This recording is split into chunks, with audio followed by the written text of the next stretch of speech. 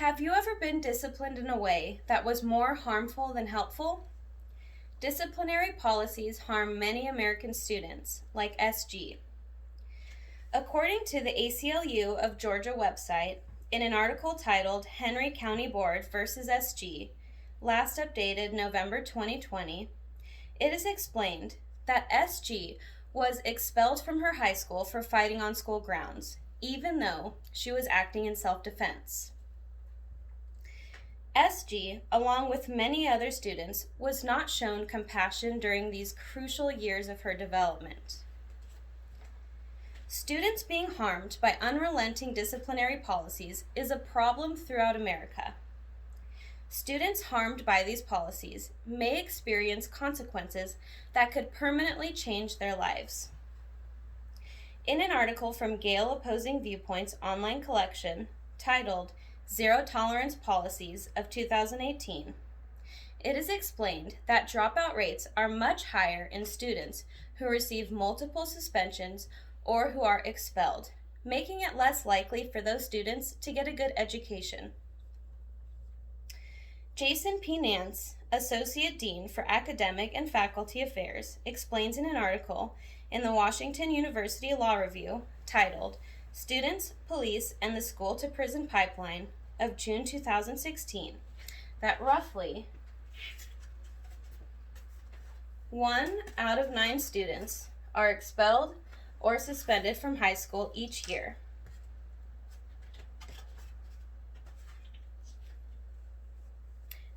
Student civil rights can be violated by the unfair use of these policies.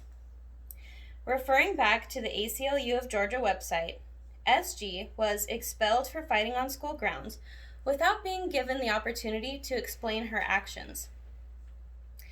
The Supreme Court deemed SG's actions justifiable in a lawsuit between the ACLU of Georgia and the Civil Liberties Union versus the Henry County Board of Education.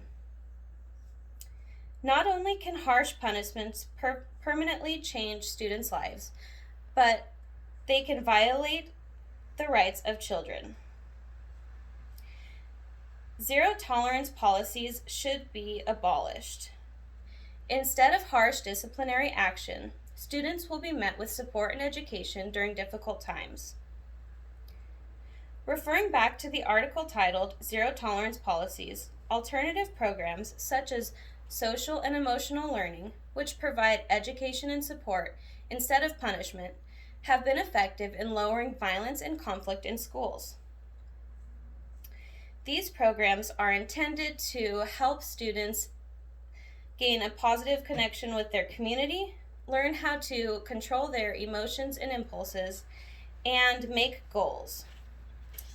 Some examples of alternative programs include counseling, academic programs, mediated conferences, community service programs, and social and emotional learning.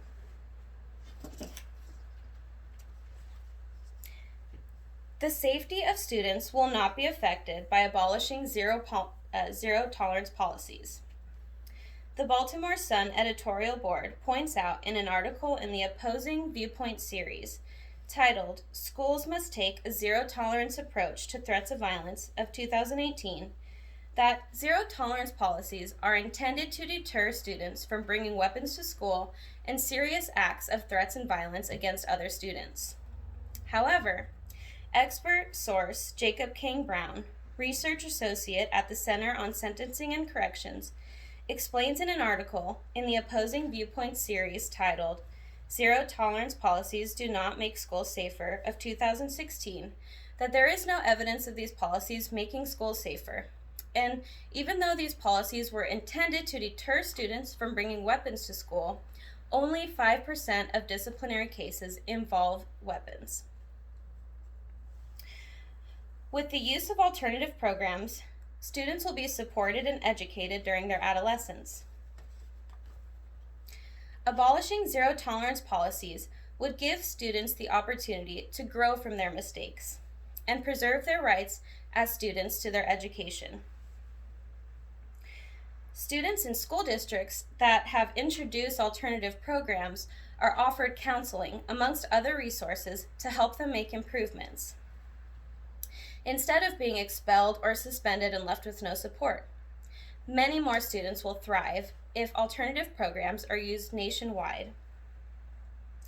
Students like SG, who was expelled for fighting on school grounds, can get in-school intervention and be treated with compassion during difficult times. Improvement through support and education can be a reality for every student. I strongly encourage each of you to please take action today to end zero tolerance policies and give every student the fair chance to succeed. Please sign the petition titled "Shut Down the School to Prison Pipeline" on the National Education Association website, neaedjustice.org, and spread awareness by sharing this information on your social media accounts. Call California's Governor Gavin Newsom right now at 916-445-2841 to tell him that students are being harmed by disciplinary policies and deserve different options for support. Thank you, everyone.